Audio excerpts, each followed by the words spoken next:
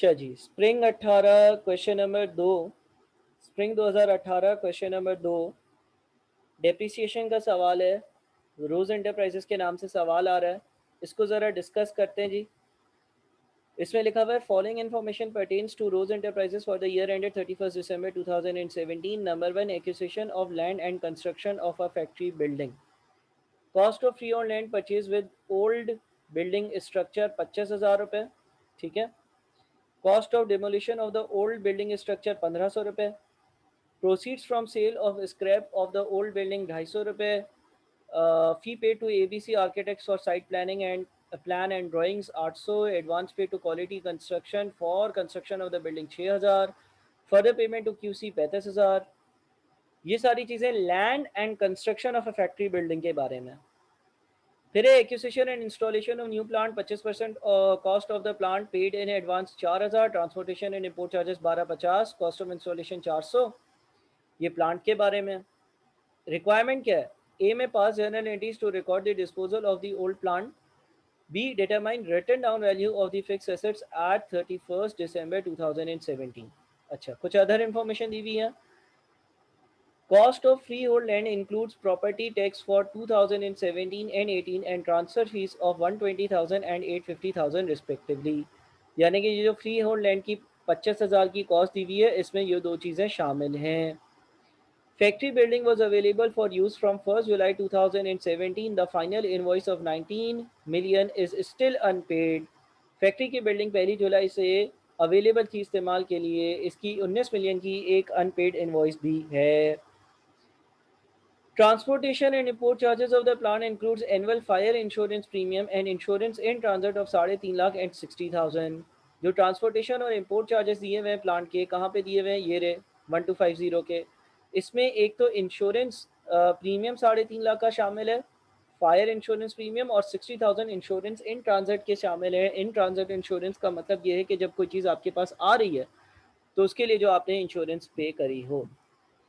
फिर लिखते हैं the plant started the operations on 1 August. Remaining amount was paid on 31 दिसंबर। उसके बाद ओल्ड प्लांट के बारे में इंफॉर्मेशन है। अच्छा, पार्ट ए जो था ना, पार्ट ए बोलते हैं pass journal entries to record disposal of the old plant. तो ओल्ड प्लांट की वर्किंग पहले करते हैं। ओल्ड प्लांट के बारे में लिखा हुआ है, old plant was sold on 1 September 2017 at its written down value plus 20%।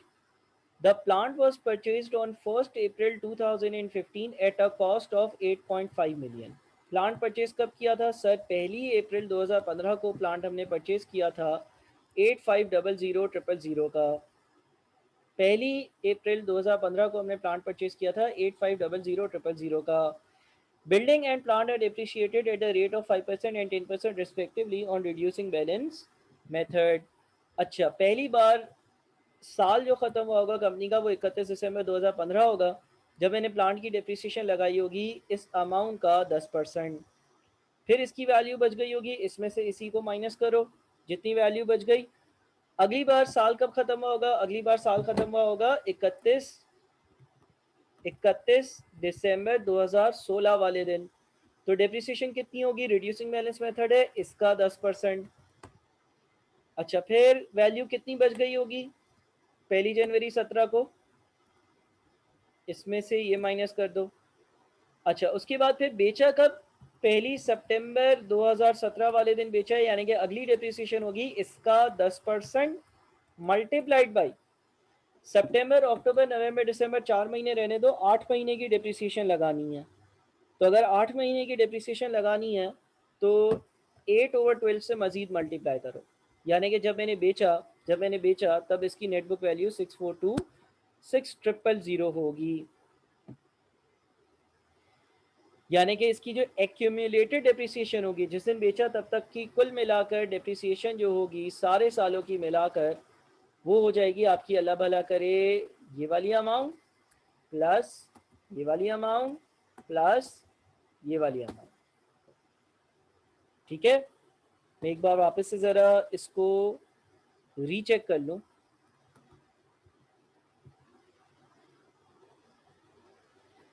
हमने प्लांट खरीदा कब था? अच्छा अच्छा अच्छा अच्छा, एक गलती हो गई है। हमने प्लांट खरीदा था 1 अप्रैल 2015, तो पहले साल पूरी डिप्रिसिएशन नहीं लगनी है, पहले साल पूरी डिप्रिसिएशन नहीं लगनी है, ये अमाउंट गलत है।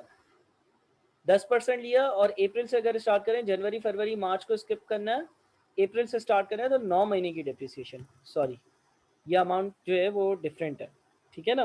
मैं वापस से बता देता हूँ।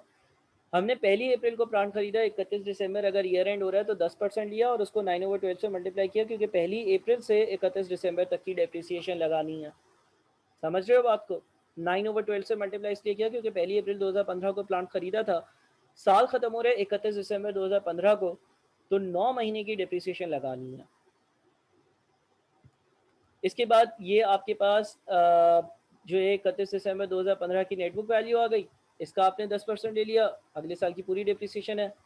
फिर नई वाली नेटबुक वैल्यू आई, उस नेटबुक वैल्यू के 10% को 8/12 से मल्टीप्लाई किया, क्योंकि 8 महीने की डिप्रिसिएशन है, और ये नई आखिरी नेटबुक वैल्यू आ गई, तो ये एक्यूमुलेटेड डिप्रिसिएशन होगी, ठीक है।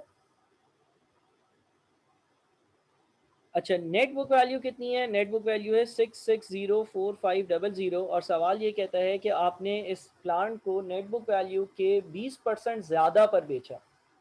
जितनी नेट बुक वैल्यू या रिटर्न डाउन वैल्यू थी उससे 20% ज़्यादा पर बेचा, यानी कि आपने बेचा कितने पे होगा?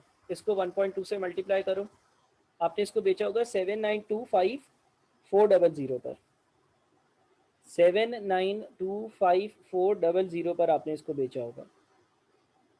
तो अब एंट्री पास करो ज़रा, क्या पास होगी एंट्री डिस्पोजल की? बैंक में पैसा आएगा, बैंक अकाउंट डेबिट 7925400, ठीक है। जब कोई चीज़ बेचते हो बुक से उसकी एक्यूमुलेटेड डेप्रिसिएशन को निकाल देते हो, तो एक्यूमुलेटेड डेप्रिसिएशन जो है वो क्रेडिट डेबिट, फिक्स एसेट्स जो है उसको क्रेडिट कर देते हो, फिक्स एसेट जो है वो क्रेडिट हो जाता है आपका अल्लाह भला करे कॉस्ट पर। और फ़ायदा या नुकसान हुआ ये भी देख लेते हैं।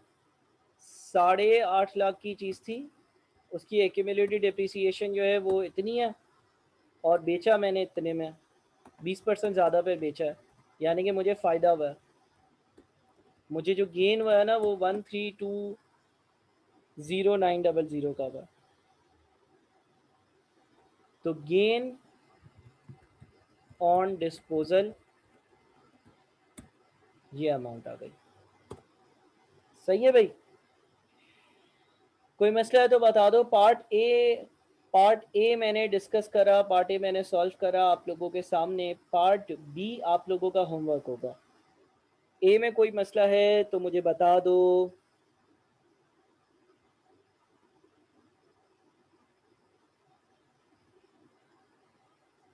पार्ट ए में कोई मसला है तो मुझे बता दो, मैं अगेन बोल रहा हूँ,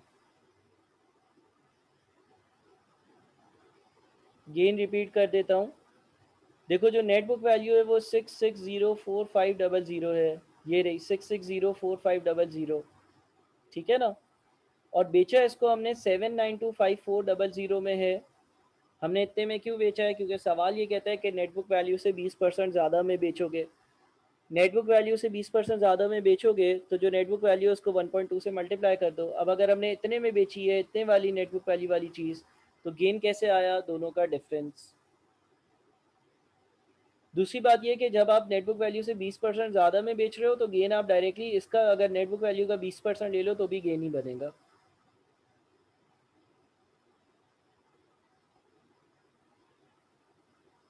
ठीक है भाई, चलो भाई ये सारी रिकॉर्डिंग ज़रा दोबारा से देखना। ये हमने स्प्रिंग 18 का क्वेश्चन नंबर 2 का पार्ट ए डिस्कस किया, और इससे पहले 2 सवाल डिस्कस किए। काइंडली अच्छे से सारी चीज़ें देख लीजिएगा, और उसके बाद फिर नेक्स्ट क्लास कल होगी, और इंशाल्लाह ट्यूसडे वाले दिन आप लोगों का मैं डेप्रिसिएशन का टेस्ट रख लूँगा, ठीक है। डेप्रिसिएशन का टॉपिक ट्यूसडे तक हमें वाइंड अप करना है। पूरी बुक को रीड कर कर आना। अल्लाह हाफिज़।